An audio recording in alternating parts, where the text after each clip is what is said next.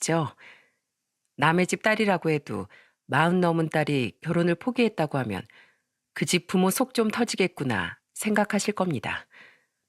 저랑 비슷한 나이에 자식을 둔 부모님들은 예쁜 손자 손녀들 재롱 보실 때잖아요.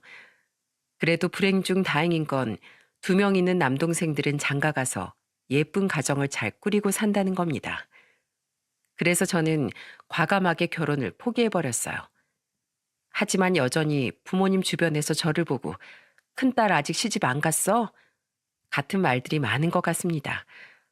저희 부모님은 저의 선택을 존중해 주시는데 부모님 입장에서는 많이 속상할 것 같다는 생각이 드네요. 아버지는 관광버스 운전기사로 성실하게 일하고 계시지만 원래는 사업을 하시던 분이셨어요.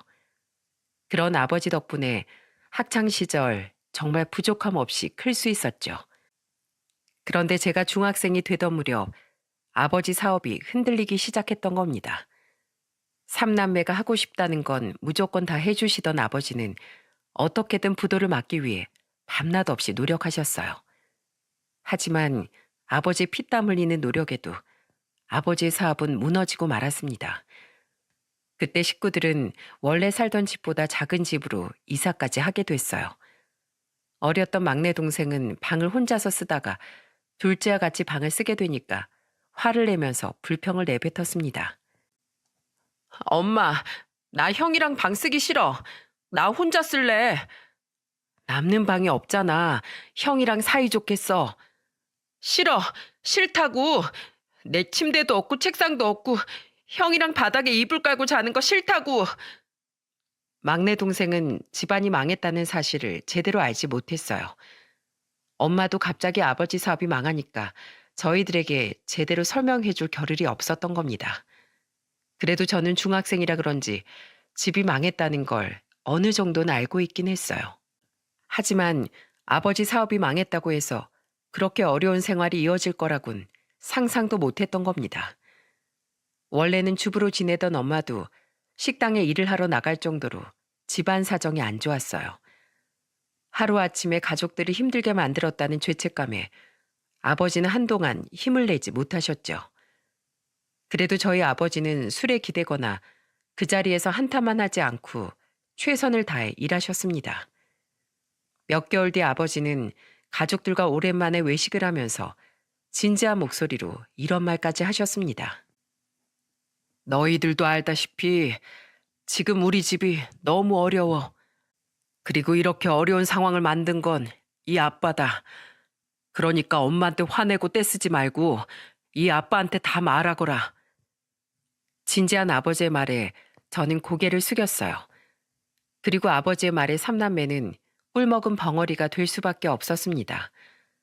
갑자기 바뀐 환경에 적응하는 게 힘들어서 그때 한창 지지고 볶고 지낼 때였거든요. 그 당시 일만 하던 아버지가 집안에서 벌어지는 일을 잘 모른다고 생각했는데 아버지는 일을 하면서도 늘 가족들을 살폈던 겁니다. 아버지가 그런 말을 하자 엄마는 조용히 눈물을 닦으셨어요. 그때 아버지는 다시 한번 단호한 목소리로 저희를 보고 말하셨습니다. 내 새끼들 평생 하고 싶은 거 다 해주고 싶었는데 그렇게 못 해줘서 미안하다. 아버지로서 너희들한테 그런 점은 너무 미안해. 그래도 난 절대 너희 굶기지 않을 거야. 그러니까 가족들끼리 똘똘 뭉쳐서 위기를 잘 극복해 줬으면 좋겠다. 아버지 진심 어린 고백을 듣고 가슴이 찡했어요. 그동안 아버지가 저희를 위해서 해준 것들이 당연한 게 아니었다는 생각이 들면서 아버지의 노고에 감사한 마음이 들었죠. 그래서 저는 그때 분위기를 바꿔보려고 씩씩한 목소리로 말했어요. 아빠, 나도 공부 열심히 해서 꼭 효도할게요. 정말? 우리 채아가 아빠한테 효도할 거야? 어, 아빠가 돈을 잘 벌어도 못 벌어도 우리 아빠인 건 똑같아. 난 이렇게 엄마 아빠랑 외식하는 것도 너무 좋아. 그동안 아빠가 바빠서 못했던 것들 앞으로 하나씩 다 하자. 그래, 그러자. 아빠가 우리 딸 덕분에 정말 힘이 불끈 난다. 제 말에 아버지는 힘이 난다면서 크게 웃으셨어요. 그 순간 막내 동생이 아버지를 보면서 큰 목소리로 말했습니다. 아빠, 나도 공부 열심히 해서 나중에 아빠한테 효도할래. 이야, 아빠가 우리 삼남매 덕분에 아주 호강하겠네. 아빠 힘내세요. 난 엄마랑 아빠랑 다 같이 있는 것만으로도 너무 좋아요. 막내 동생의 말에 힘들어 보이던 엄마도 웃어 보이셨어요. 오랜만에 온 가족이 속마음을 터놓고 웃을 수 있던 시간이었죠. 그때 아버지 바람대로 가족들끼리 똘똘 뭉쳐서 힘든 시기도 잘 이겨냈어요. 아버지는 관광버스 운전기사로 일하면서 생계를 책임지셨죠. 물론 빚을 갚아야 했기 때문에 엄마도 계속해서 일을 해야만 했어요. 늘 고된 일을 하시다 보니까 저녁만 되면 일찍 잠에 드는 두 분을 보면서 저는 꼭 효도하겠다고 다짐했습니다. 집안 분위기가 이렇다 보니까 저희는 삼남매끼리도 우애가 좋았어요. 세월이 흘러서 둘째 동생이 결혼했을 때도 집안 분위기에 꼭 맞는 올케도 있었습니다. 그리고 내가 30 중반이 되던 무렵 또 막내 동생이 결혼을 한다면서 인사를 온다는 거예요.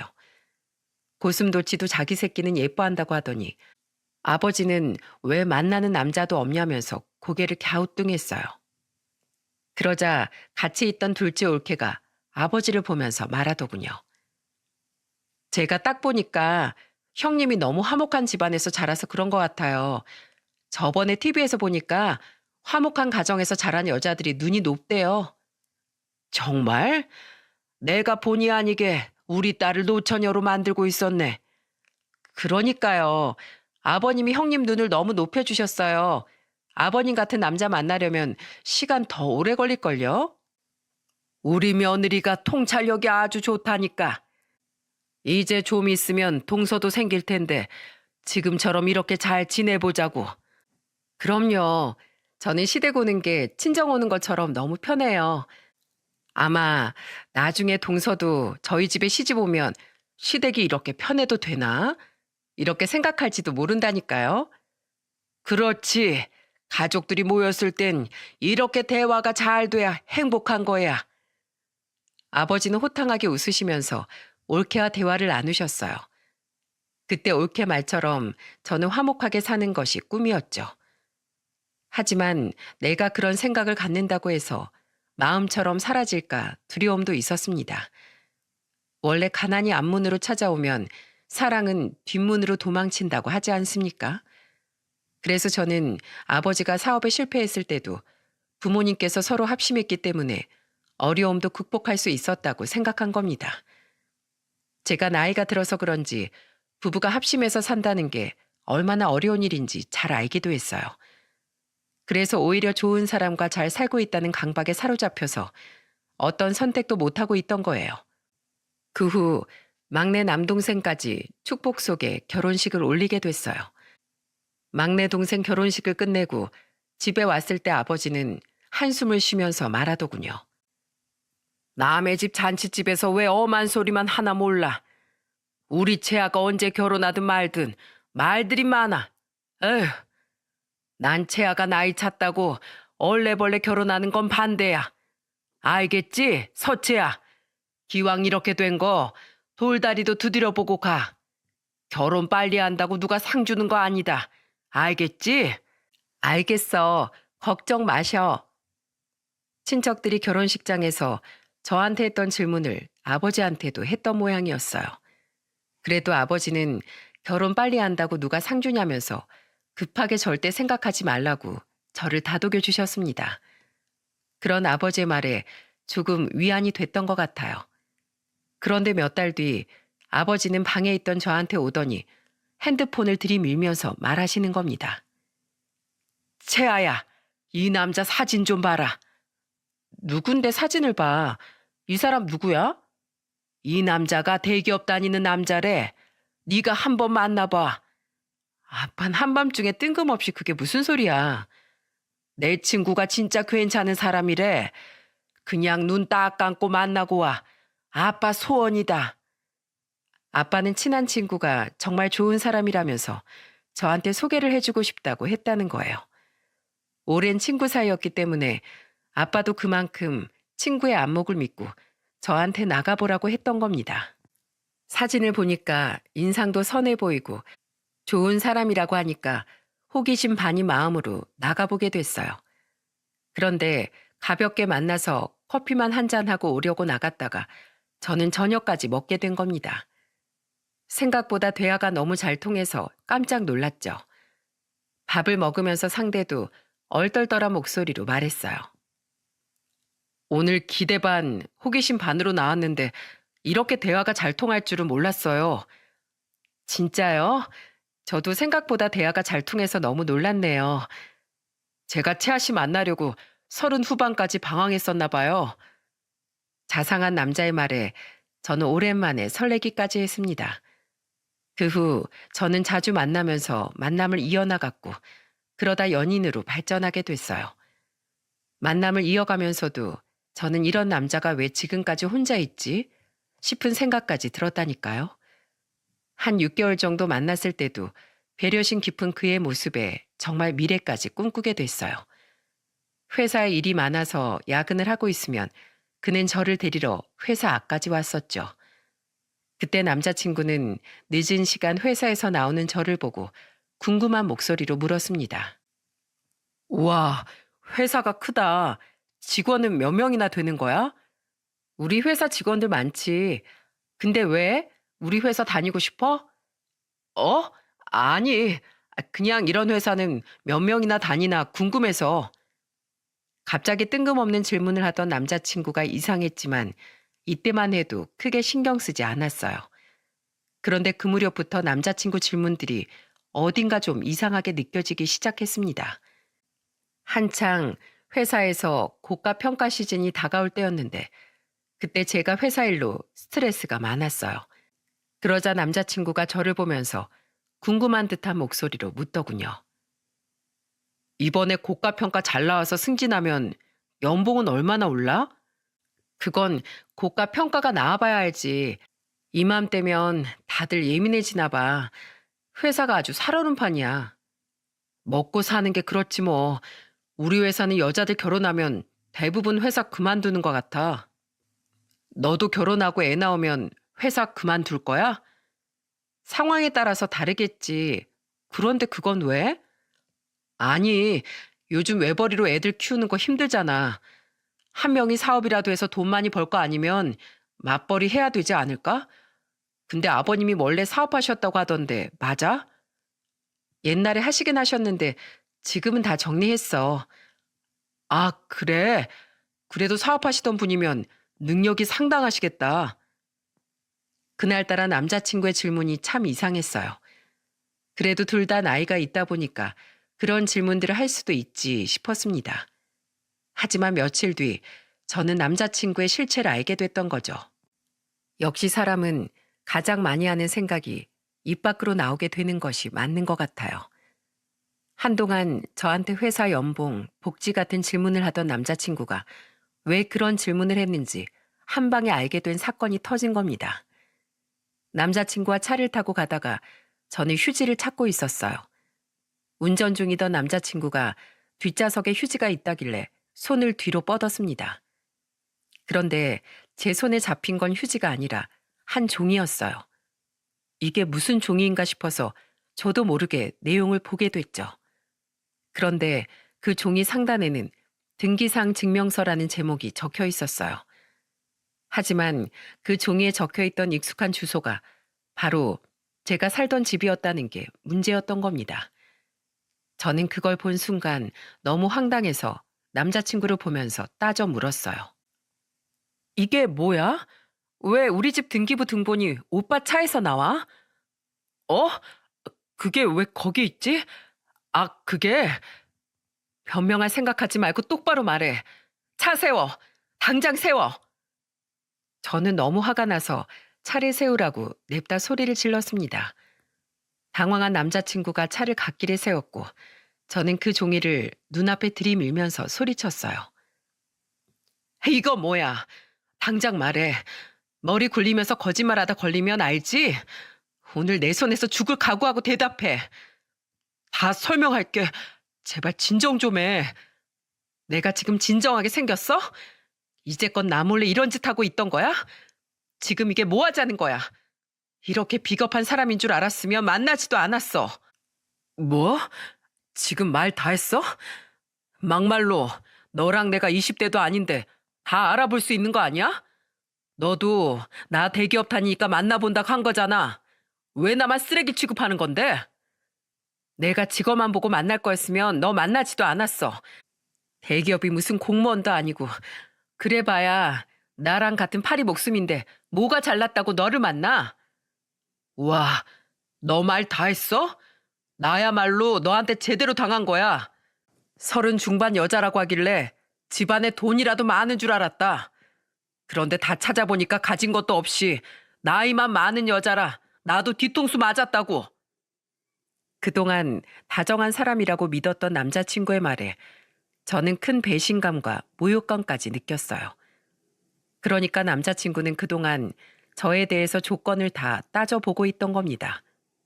그런데 옛날에 사업했던 집안치고 시시하다는 걸 느끼고 있던 찰나였던 거예요. 저는 그 순간 화가 치밀어 올라서 들고 있던 아이스 커피를 냅다 얼굴에 뿌렸죠. 그러면서 남자친구를 보고 소리쳤어요. 그런 식으로 100원 한 장까지 따져서 만난다고 그게 영원할 것 같아? 결혼이 목적이면 사람을 봐야지. 누가 그렇게 조건만 보고 결혼을 하냐? 그렇게 결혼하면 잘 살 것 같아? 결혼은 현실이야. 당연히 조건 보고 결혼해야지. 안 그래? 그리고 너희 부모님은 사업까지 했다는 사람들이 겨우 그런 집에 살고 있냐? 진짜 한심하다. 나는 아이 들어서 그 꼴 안 되려고 이러는 거야. 알겠냐? 이게 진짜 뚫린 입이라고 뱉으면 다 말인 줄 아나? 어디서 그딴 소리를 해? 아! 야! 너 미쳤어? 저는 너무 화가 나서 비겁한 놈의 정강이를 발로 차버렸어요.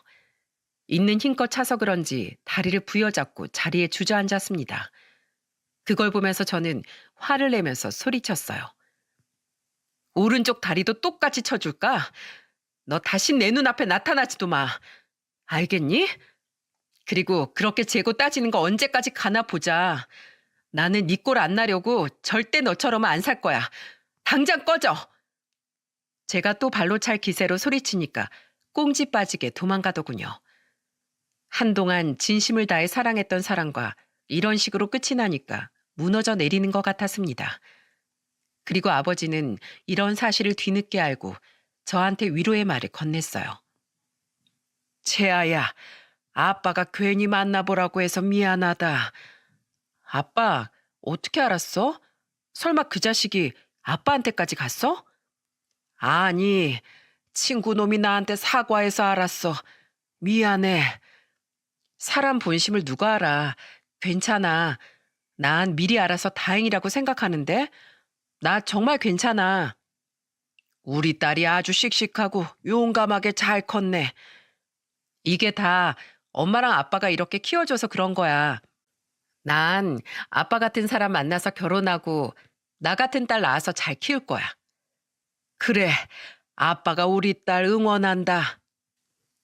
은근히 여린 마음을 가진 아버지는 저를 위로해 줬어요. 엄마는 뒤늦게 이 사실을 알고 화를 내면서 소리쳤습니다. 뭐 그런 웃기는 자식이 다 있어? 채아야, 아주 다리를 다 부러뜨리고 오지 그랬어. 남몰래 뒤에서 뒷조사한 인간들이 제일 못된 거야. 사람이 말이야. 돈은 있다가도 없고 없다가도 있는 건데 그런 정신머리로 얼마나 잘 사나 보자. 분명히 내 딸이 더 잘 살 거야. 걱정 마. 내가 아이스커피도 뿌리고 정강이도 확 후려치고 왔어. 엄마는 제 말에 잘했다고 박수까지 쳐줬어요.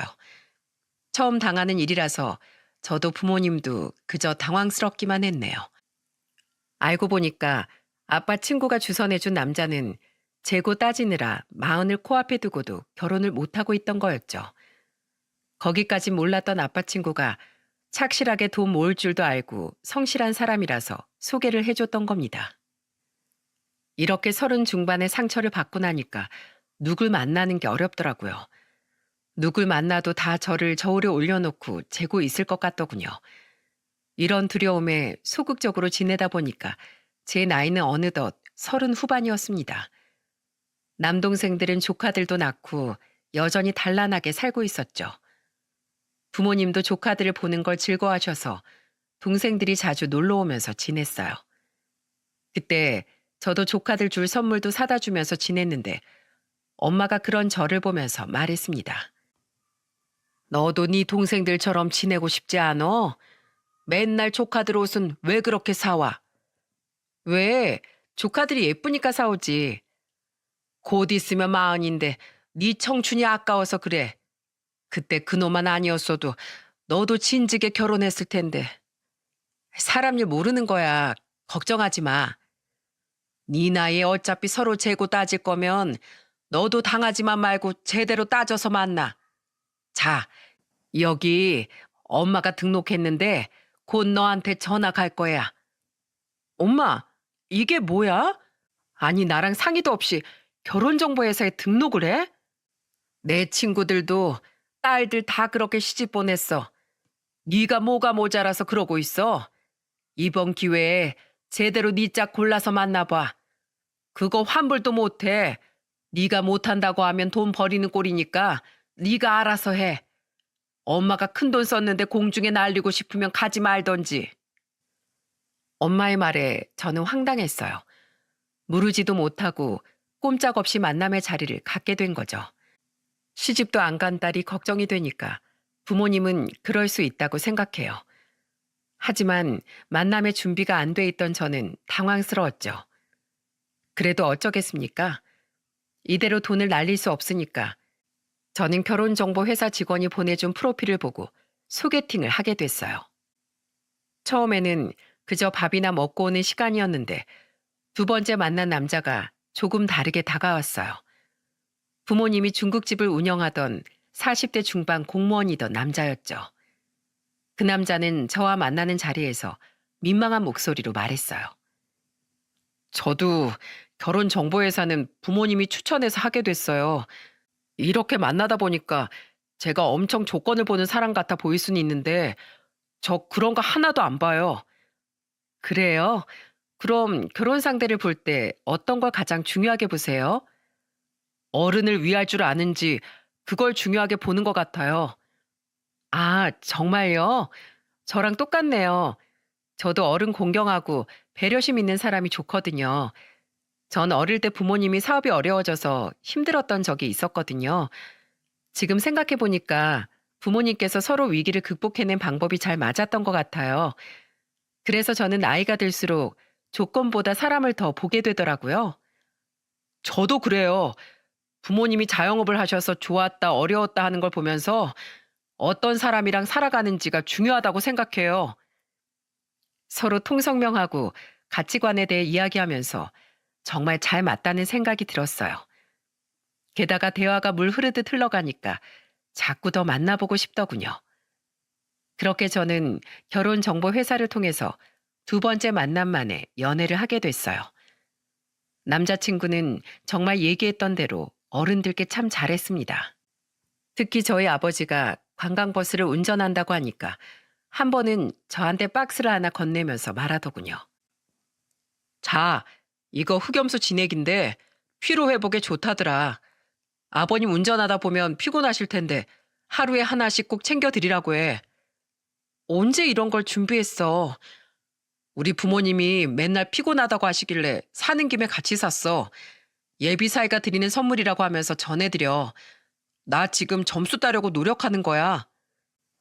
남자친구는 이렇게 연애하는 와중에도 살뜰히 챙겨줬어요. 부모님은 그런 남자친구를 마음에 쏙 들어했습니다. 말 안 해도 알아서 이렇게 해주는데 누가 싫어하겠습니까? 그렇게 저와 남자친구는 아무런 문제 없이 잘 만나고 있었어요. 그러다가 저는 예비 시부모님과 밥을 먹게 됐죠. 그런데 그 자리에서 저는 한 가지 이상함을 느꼈어요. 밥을 먹는 내내 예비 시모가 남자친구 앞에다가 반찬을 끌어다 놔주는 거예요. 그래서 저는 어머니께 반찬을 앞에 놔드리면서 말했습니다. 어머님도 좀 드세요. 아까부터 잘 못 드시는 것 같아요. 어머, 내가 그랬나? 내가 습관이 돼서 그런가? 밖에 나와서도 이러네. 네? 어떤 습관이요? 우리 아들이 어릴 때부터 몸이 약해서 그런지 자꾸 잘 먹나 신경 쓰게 되지 뭐야. 밖에서는 그러지 말아야지 해도 이렇게 되네. 저는 예비 시모가 너무 남자친구만 챙기길래 물었더니 남자친구가 몸이 약해서 습관처럼 아들 먼저 챙기게 됐다고 하는 거예요. 예비 시누이도 같은 자리에 있었는데 고개를 저으면서 말하더군요. 아마 엄마는 평생 그렇게 아들만 챙기면서 살 거야. 넌 그 말이 지금 여기서 왜 나와? 딱 봐도 그렇잖아. 40 초반 아들을 누가 그렇게 아끼면서 위해주겠어? 괜히 심술 부리지 말고 밥이 나와서 먹어. 저는 그때 아가씨의 말이 이해가 안 갔어요. 어릴 때 몸이 약했던 아들을 어머님은 정말 습관처럼 챙기시는 것 같았거든요. 엄청 유난스럽게 챙겼다면 저도 느꼈겠지만 그때만 해도 평범한 어머니 같았어요. 그래서 정말 아무런 의심 없이 저는 연애 1년 만에 결혼을 약속하게 됐던 겁니다. 하지만 저희는 한 가지 문제가 있었어요. 바로 결혼식을 올리고 3개월 뒤에 신혼여행을 갈 수 있었거든요. 그 당시 제가 중요한 프로젝트를 맡게 되면서 자리를 비울 수 있는 상황이 아니었죠. 그래서 저희는 결혼식만 먼저 올리고 신혼여행은 뒤로 미루기로 결정하게 됐어요. 그리고 저희는 양가 어른들의 축복 속에 부부로 새 출발을 하게 됐습니다. 하지만 모두가 축하해 준 만큼 제 결혼 생활은 그리 순탄하게 흘러가지만은 않았어요. 연애가 소꿉놀이면 결혼은 정말 현실이라는 걸 뼈저리게 느꼈습니다. 한창 깨소금 냄새가 풀풀 풍겨야 될 신혼초에 저는 더러운 남편 때문에 코를 막고 지낼 정도였어요. 제가 알게 된 남편의 실체는 충격적이었습니다. 살아보니까 남편은 금요일에 퇴근하면 월요일 아침까지 한 번도 씻지 않는 거예요. 정말 간단한 양치조차도 남편은 귀찮아했어요. 저는 그런 남편을 참다 못해 밥을 먹고 한 소리 했습니다. 여보, 인간적으로 양치는 하고 살아야지. 머리 안 감는 거야. 내가 100번 양보해서 참는다 쳐. 사람이 말이야. 아침에 일어났으면 기본적으로 세수라도 해야 되는 거 아니야? 왜 그래? 주말인데 그냥 편하게 있을 수도 있지. 부부끼리 그런 것도 이해 못해? 이게 지금 이해할 수 있을 거라고 생각해? 더러 죽겠어. 지금 당신 입 좀 봐. 아침에 반찬으로 뭘 먹었는지도 알겠다. 제발 좀 씻어. 당신 나 사랑해서 결혼한 거 아니야? 그러면 이런 모습도 사랑해줘야지. 웃기는 소리 하지 말고 씻으라고. 당장 화장실로 가. 알겠어. 진짜 되게 뭐라고 하네. 남편은 제 말에 궁시렁거리면서 화장실로 가더군요. 제가 애를 키우고 있는 건지 남편과 살고 있는 건지 분간이 안 가더라고요. 40이 넘은 남편한테 제가 양치하고 세수까지 하라는 잔소리를 해야 되는 겁니까? 와, 진짜 애도 아니고 정말 더러워서 참을 수가 없었어요. 그래도 이런 사소한 것들은 말로 하면서 고칠 수라도 있었죠. 진짜 문제는 술에 취하면 위생 개념이 아예 없어진다는 거였습니다. 술 먹으면 본성 나온다고 정말 더러워서 눈을 뜨고 볼 수가 없었어요. 한 번은 회식을 한다고 늦게 들어오길래 저는 먼저 자고 있었습니다. 그런데 새벽에 들어온 남편이 우당탕탕 들어오더니 갑자기 조용해지는 거예요. 그래서 또 씻지도 않고 거실에 널브러져서 자려나 싶어서 달려나갔죠. 그런데 저는 거실 불을 켜자마자 상식을 벗어난 남편의 행동에 잠이 확 깨버렸어요. 글쎄, 남편이 거실에서 뭐 하고 있었는 줄 아십니까? 바로 술에 취한 채로 화분의 소변을 보고 있던 거예요. 거실에서 찌린내가 진동을 해서 저는 소리를 지르고 말았습니다. 아! 이게 뭐 하는 짓이야? 어, 여보, 일어났어? 나왔어. 지금 뭐 하는 거야? 바닥에 흐르잖아. 당신 미쳤어? 화분에 소변을 보던 남편이 제가 소리를 지르니까 뒤로 돌았고 그렇게 거실 바닥까지 난리가 난 겁니다. 진짜 사람이 아니라 개랑 사는 줄 알았어요. 남자는 애 아니면 개라고 하죠? 그 말이 제 남편을 보고 나온 말인 줄 알 정도였습니다. 이런 실체를 남들이 모른다는 게 속이 터질 뿐이었어요. 결국 저는 거실에서 소변을 본 남편 등을 내리치면서 소리쳤습니다. 미쳤어? 술 마시려면 곱게 마시던지 뭐 하는 거야? 취하면 그럴 수도 있지. 왜 그래? 이해 좀 해줘. 이해? 당신이 개야? 요즘은 개들도 똑똑해서 패드 깔아주면 거기서 똥을 좀 다 가린다는데 대체 뭐 하는 거야? 당신 이거 다 치우고 자. 알겠어? 냄새까지 다 빼고 자. 안 그러면 내일은 집에서 못 잘 줄 알아. 알겠어? 저는 남편한테 다 치우고 자라고 했어요. 진짜 충격적이지 않습니까? 저도 경악스러운 실체에 진짜 머리가 다 어질어질할 정도였습니다. 그런데 저를 더 힘들게 했던 건 이뿐만이 아니었어요. 저도 좀 쉬려고 소파에 앉으면 소파 사이에서 나오던 남편 양말은 정말 참을 수가 없이 화가 났죠. 그때 남편 양말이 손에 잡히자마자 저는 소리를 치면서 말했습니다. 내가 양말 벗으면 빨래통에 넣으라고 했지? 당신 무슨 허물 벗어? 왜 벗은 자리에 그대로 두는데 왜? 아, 그래서 이번엔 숨겨둔 건데 당신이 찾아낸 거잖아. 뭐? 숨겨둬? 와, 나 지금 세탁기 다 돌린 거 알지? 당신 숨겨둔 양말 전부 찾아서 싹 다 손빨래 해. 앞으로 빨래통에 안 넣어둔 빨래는 직접 손빨래야. 아, 진짜 되게 뭐라고 하네.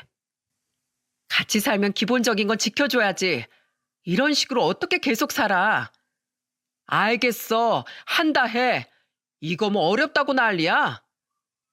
남편은 집안 곳곳 숨겨둔 양말을 찾아 손빨래를 시작했어요. 양말이 무려 5개나 나왔더군요. 그런데 고작 그거 손빨래하고 허리 아프다면서 거실 한가운데 대자로 뻗어 누워버리는 겁니다. 정말 이런 실체를 알면 알수록 혼돈이 왔어요. 그런데 그날 이후 저는 더 충격적인 상황들과 마주했습니다. 바로 시모가 남편이 양말을 손빨래했다는 소리에 신혼집까지 쫓아온 거예요. 주말 아침에 누군가 현관문을 발로 차면서 소리치길래 깜짝 놀라서 문을 열었습니다. 문을 열자 잔뜩 화가 난 시모가 저를 보면서 소리치면서 말했어요. 너 우리 아들 손빨래 시켰다면서? 내가 어떻게 키운 아들인데 그런 일을 시켜? 지금 그것 때문에 오신 거예요? 같이 살다 보면 집안일도 하는 거죠. 내 아들이 그런 일 할 거였으면 결혼 안 시켰지. 남편 내조 하나 제대로 못하고 뭐 하는 거야? 제가 집에서 노는 사람도 아닌데 어떻게 내조만 해요? 서로 도와가면서 해야죠. 저는 다짜고짜 화를 내면서 따져 묻는 시모가 이해가 안 갔어요. 제가 결혼한 거지 남편 뒷바라지 하려고 결혼한 건 아니지 않습니까? 그래서 저는 어머니께 제 생각을 분명하게 말했던 겁니다. 하지만 어머님은 그날 이후 아예 저희 집을 수시로 오셨어요. 심지어는 출근 시간에 반찬을 잔뜩 싸와서 주방에서 아침까지 차리고 있는 겁니다. 남편한테는 미리 전화하고 왔던 건지 남편이 시모 문을 열어준 것 같았어요. 아침을 차리면서 시모는 저한테 잔소리를 하면서 말했습니다. 여자가 밖에서 일하는 것도 좋지만 집안일이 우선이지. 아침에 빵 쪼가리 먹고 출근하는 게 말이 된다고 생각해? 하여튼 이래서 내가 하루도 마음을 놓을 수가 없다니까. 요즘에 아침 챙겨 먹는 사람 얼마 없지 않나요? 시모는 한 끼라도 걸으면 남편이 곧 죽을 사람인 것처럼 아침부터 진수성찬을 차리셨더군요. 그런데 좀 어이없는 게 하나 있었습니다. 그렇게 차려놓은 식탁에 남편 밥만 있었다는 거예요. 그러면서 저를 보더니 시모가 비아냥거리면서 말했습니다. 넌 아침 안 먹는다고 해서 일부러 안 차렸어. 괜찮지? 네, 괜찮아요. 그러면 저는 먼저 출근할게요. 뭐? 간다고? 남편 밥 먹는 거 보고 가야지. 제가요? 왜요? 하늘 같은 남편이 밥을 먹는데 그냥 가? 너도 참 경우가 없다. 출근하는 사람 보고 아침부터 이게 무슨 뚱딴지 같은 소리랍니까? 너무 어이가 없어서 시모를 보면서 말했어요. 어머님, 제 하늘에는 구름만 둥둥 떠다녀서요. 하늘 같은 남편이 뭔지 잘 모르겠네요. 그럼 저는 밥그릇 지키러 가보겠습니다. 저것이? 시모는 제 말에 파르르 떨면서 화를 내려고 했고 저는 한 소리 듣기 전에 얼른 집을 나와버렸습니다. 3개월 뒤에 신혼여행을 가려고 준비해야 했는데 흥이 나지도 않더군요. 결혼이 이런 거면 왜 그렇게 주변에서 하라고 했던 건지 이해가 안 갔죠.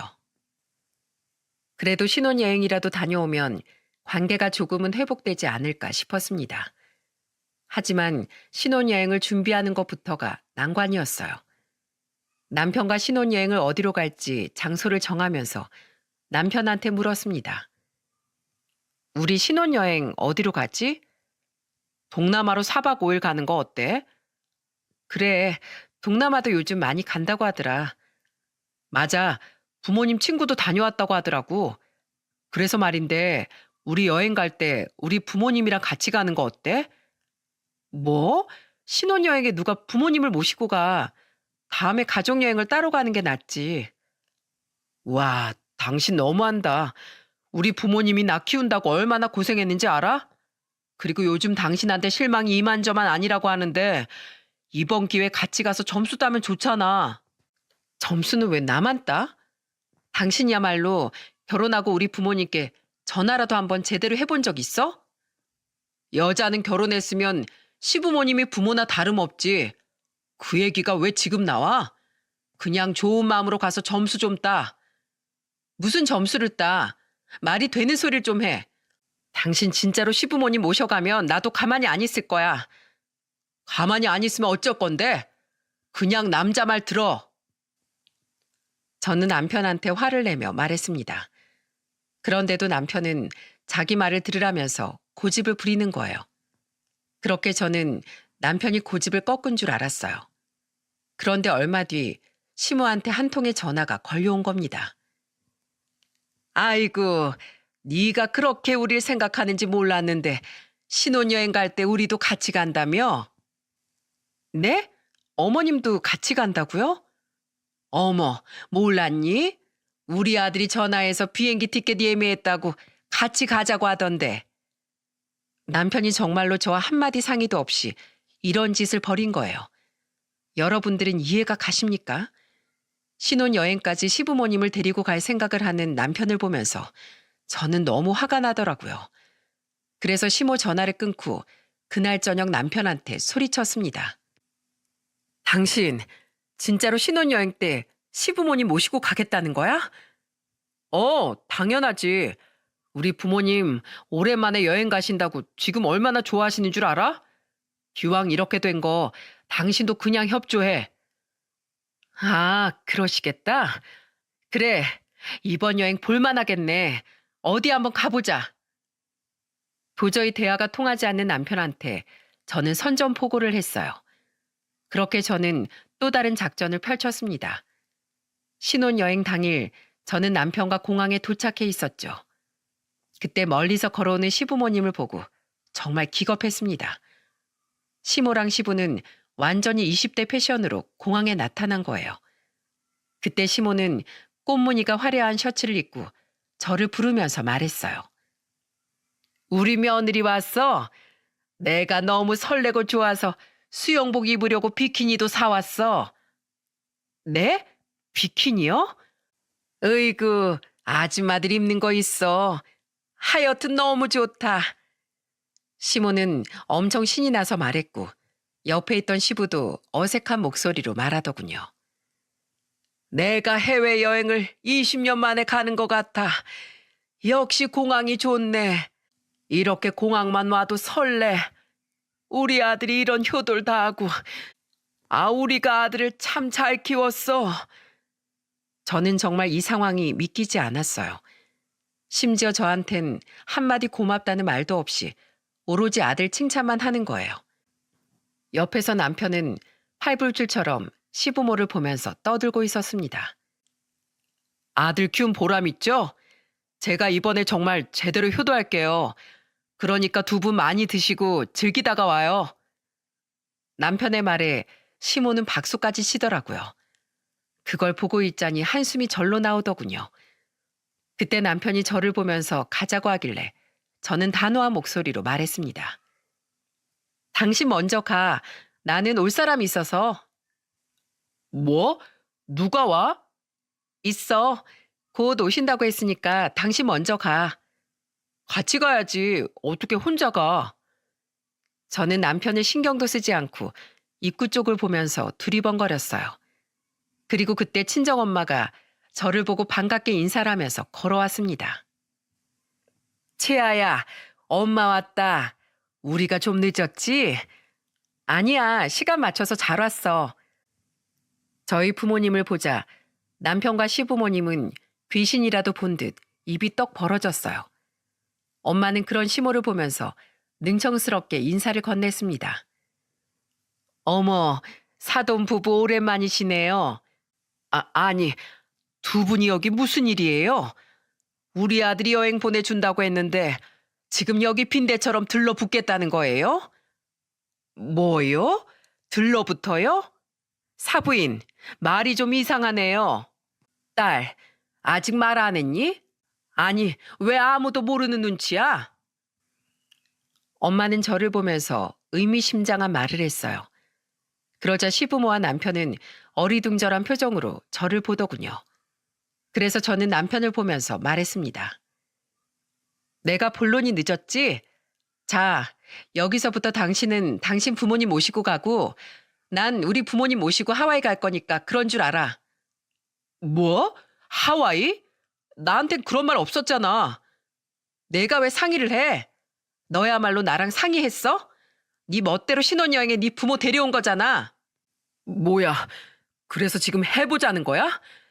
이러다 이혼 당하고 싶어? 이혼? 웃기시네. 야, 너랑 나랑 아직 혼인신고도 안 했어. 여기서 안녕하고 헤어지면 그냥 남이야. 알겠냐? 그리고 효도는 셀프야. 제가 남편한테 소리를 지르면서 말하던 그 순간 시모가 제 앞으로 오더니 제 뺨을 치려고 손을 들었어요. 이게 지금 어디다 대고 큰 소리야? 그러자 그걸 본 친정엄마가 제 앞을 가로막으면서 소리쳤습니다. 야, 어딜 손을 대? 한 주먹거리도 안 되는 게. 어머, 이 여자 좀 봐. 시모는 엄마가 소리를 지르자 금세 주눅이 들었습니다. 그리고 저는 남편을 보고 마지막 한마디를 했어요. 자, 이거 받아. 이게 뭐야? 너 이럴 시간 없어. 지금 비행기 안 타러 가면 동남아고 뭐고 물 건너가니까 비행기 타서 읽어봐. 그리고 너 인생 그따위로 살지 마. 알겠냐? 우리 부모님 모시고 난 하와이로 갈게. 넌 평생 효도나 하면서 살아. 저는 남편한테 봉투를 하나 던져주고 부모님을 모시고 비행기를 타러 갔어요. 사실 저는 부모님한테 미리 갈라서기로 했다고 먼저 말을 해둔 상태였습니다. 40이 넘어도 엄마 타령하면서 더럽게 사는 놈과 어떻게 평생을 살겠습니까? 그래서 헤어지겠다고 먼저 부모님께 말씀드렸고 부모님은 제 뜻을 지지해 주셨어요. 그렇게 저는 부모님과 4박 5일간 여행을 하면서 속 깊은 대화를 많이 나눴습니다. 그런데 그 와중에 남편 놈은 어땠는 줄 아십니까? 여행 갔으면 자기 부모 모시고 놀지 계속 메시지에 전화까지 보내는 거예요. 제가 남편한테 준 봉투에는 이런 내용이 있었거든요. 이별 통지서 7월 9일부로 남편 고영창과 헤어집니다. 이걸 보고서 완전히 눈이 돌아서 자기는 못 헤어진다고 전화를 해댔던 거예요. 그 와중에도 시모는 저한테 이런 문자까지 보냈더군요. 야, 네가 감히 내 아들을 차? 그러고도 네가 잘 살 것 같아? 끝까지 저주하는 시모 문자에 제 선택이 제대로 됐다는 걸 다시 한번 느꼈네요. 오죽하면 엄마도 제 손을 잡아주면서 이런 말을 하셨어요. 채아야, 넌 혼자서도 잘 살 수 있어. 그리고 네가 왜 혼자야? 엄마랑 아빠가 곁에 있잖아. 그러니까 아무 걱정 마. 너를 위한 선택을 해. 저는 그렇게 여행 내내 부모님과 즐거운 추억을 잔뜩 쌓으면서 보냈답니다.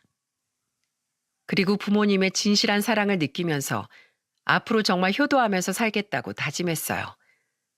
그 후 저는 한국에 돌아와서 신혼집을 다 정리했습니다. 남편 놈은 끝까지 저한테 매달리면서 애원하더라고요. 내가 잘못했어. 나한테 다시 한 번만 기회를 주면 안 될까? 3개월 만에 갈라서게 너무 아깝잖아. 볼장 다 봤는데 뭐가 아까워? 난 네가 평생 마마보이로 살 거 딱 알겠던데? 넌 평생 그런 식으로 살아. 더럽고 치사하게. 알겠냐? 찌질하고 더러운 새끼. 저는 그렇게 애원하는 남편 놈을 쳐버리고 나왔습니다. 정말로 제 인생에서 가장 잘한 선택이 바로 헤어짐을 선택한 거예요. 제 선택에 일말의 후회가 없기 때문에 이렇게 사연까지 보낼 수 있었답니다. 이런 일을 겪으면서 느낀 게 있다면 인생을 살면서 곁에 누구를 두고 사느냐는 정말 중요한 일인 것 같아요. 똑같은 부모 밑에서 자라도 누구는 마마보이가 되고 누구는 번듯한 성인으로 잘 자라지 않습니까? 그러니까 인생을 살면서 좋은 면을 보면서 배우려는 자세가 중요한 것 같아요. 제가 만약 이런 걸 몰랐다면 저도 한심한 인생을 살았을 것 같습니다. 저는 이제 누구에게도 기대지 않고 혼자서 사는 법을 배워가고 있어요. 부모님과 여가 생활을 즐기는 지금이 너무도 좋네요. 앞으로 좋은 인연이 생긴다면 모르겠지만 지금은 혼자 있는 것도 나쁘지 않다고 생각해요. 제 인생 꽤 괜찮지 않습니까? 이런 저에게 많은 응원 부탁드릴게요. 모두 들어주셔서 정말 감사드려요.